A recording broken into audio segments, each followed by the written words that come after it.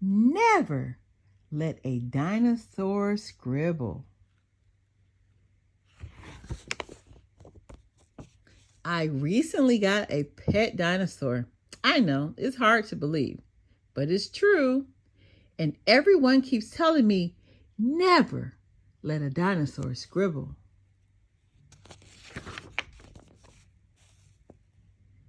Why would anyone say such a thing? I mean, dinosaurs are so strong and powerful, so why can't they scribble?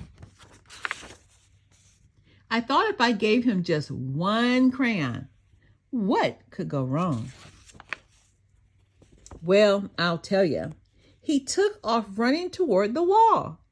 "We don't scribble on the walls, only on paper," I yelled. Thank goodness my dinosaur had a short attention span. Just before he was going to scribble on the wall, he noticed a couple of stones on the floor.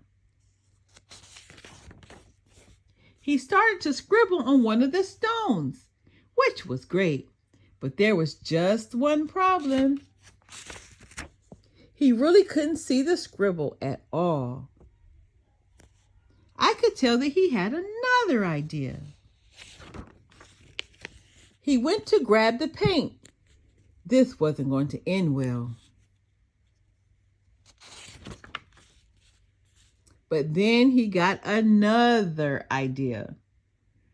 But surprisingly, it didn't make much of a mess as I thought. He just quietly painted his little stone, and it turned out awesome. He wanted to paint dinosaur-sized stones. It didn't take long before he was rolling boulders into the room, one after the other. It had become the biggest rock pile I'd ever seen, and the way he painted the rocks was truly extraordinary. But you just couldn't see my floor or my bed anymore. I had to find a place for this rock pile, and quick. Then I heard a noise down the hall. This was it. I was going to be in so much trouble. I popped my head out of the door. My mom was standing right there. Before my mom could say anything, I started to explain this mess.